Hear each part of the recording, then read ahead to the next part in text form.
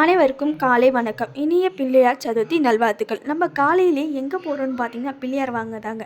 இன்றைக்கி நம்ம போகிற வழியெல்லாம் அழகான பிள்ளையார் சிலையை பார்த்துட்டே போகிறது ரொம்ப சந்தோஷமாக இருந்தது.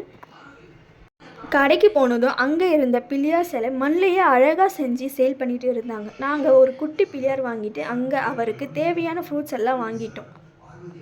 நாங்கள் எப்போவுமே ஹெவி பெயிண்டிங் ஒர்க் பண்ண பிள்ளையார் சிலை வாங்க மாட்டோம். அழகாக லைட்டாக பெயிண்டிங் பண்ண பிள்ளையார் சிலை மட்டும்தான் நாங்கள் வாங்குவோம். நீங்கள் எப்படி பிள்ளையார் சிலை வாங்குவீங்கன்னு கமெண்ட் பண்ணுங்கள். பர்ச்சேசிங் எல்லாம் முடிஞ்சதும் வீட்டுக்கு ரிட்டர்ன் ஆகிட்டோம்.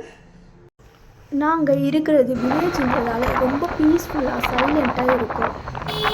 அங்கே நம்ம பார்க்குற வயலும் மரமும் அவ்வளோ அழகாக இருக்கும், ரொம்ப பசுமையாக இருக்கும்.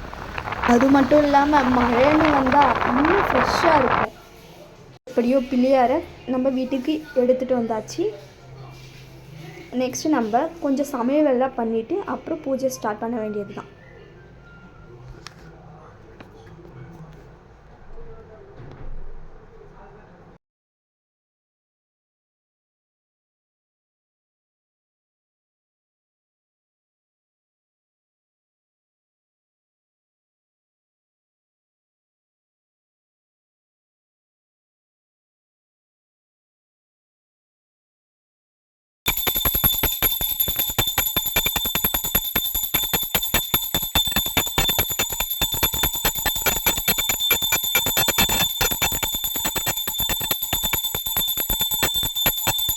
சந்தோஷமாக பூஜை பண்ணி முடிச்சிட்டோம்.